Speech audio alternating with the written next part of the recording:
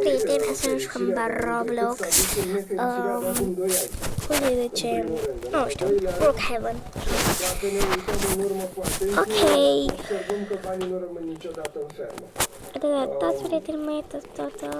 Trebuie să ținem cont și de faptul că jucăm Brookhaven.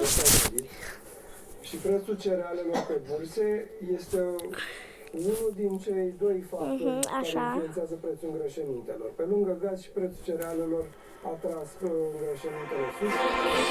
Ok. Am intrat.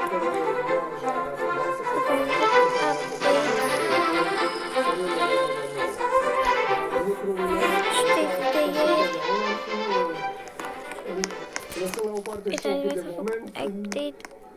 Nu suntem foarte surprinși de faptul că puțin 2021 să ne aranjăm. Vedem cu toții, inclusiv fermierii sunt afectați de creșterea prețurilor la gaze, la energie, care s-au transpus în îngrășăminte. Sperăm să nu se transpună foarte mult în perioada următoare la carburanți și ulterior la celelalte inputuri care vor avea un efect de domino asupra producției. Ok, mă le put pe la Sparker pe ADV.ro. Noi să spunem, am luat în calcul aceste potențiale riscuri și am recomandat ca și organizație, ca și UNCSV, membră Alianței pentru Agricultură și Cooperare, în proiectele care le gândesc pentru a realiza investiții pe viitor, să aloce un buget important sorții de energie regenerabilă și totodată în această perioadă încercăm să găsim pârghile necesare pentru două aspecte.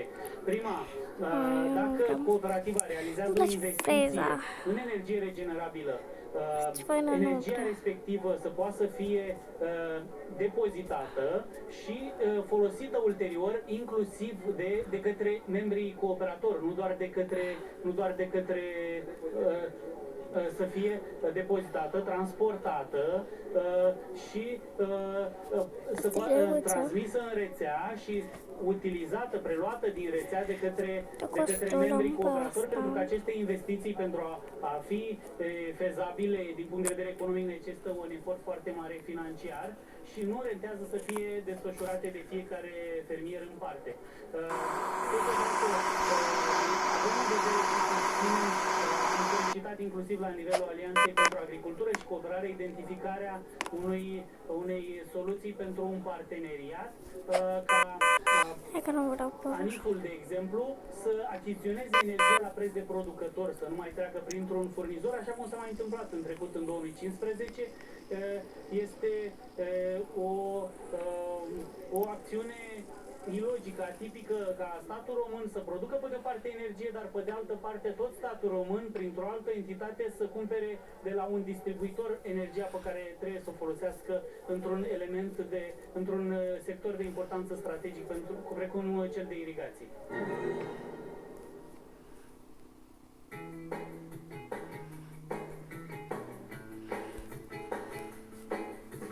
Ne place să mâncăm pește, ne place să înotăm, ne place să călătorim pe mare.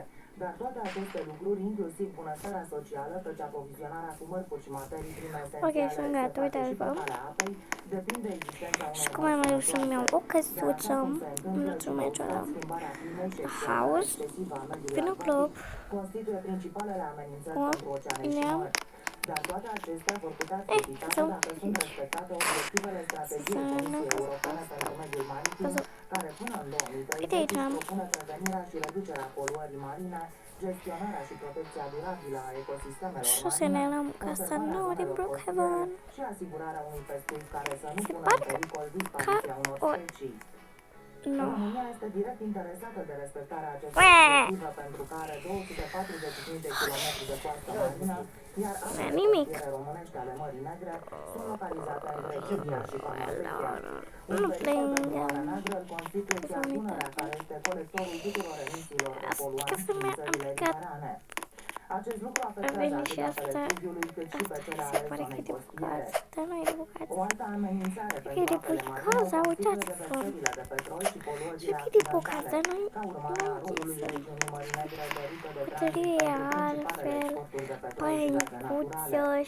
România aplică prevederile strategiei de pentru zona costieră, atât arii naturale protejate de naționale și N-are rezervații naturale, cât și arii curte. naturale protejate de interes european, Asta respectiv curtea studiul era Natura 2000 și de interes internațional, așa cum mică, este rezervația biosferei Deltei Dunării.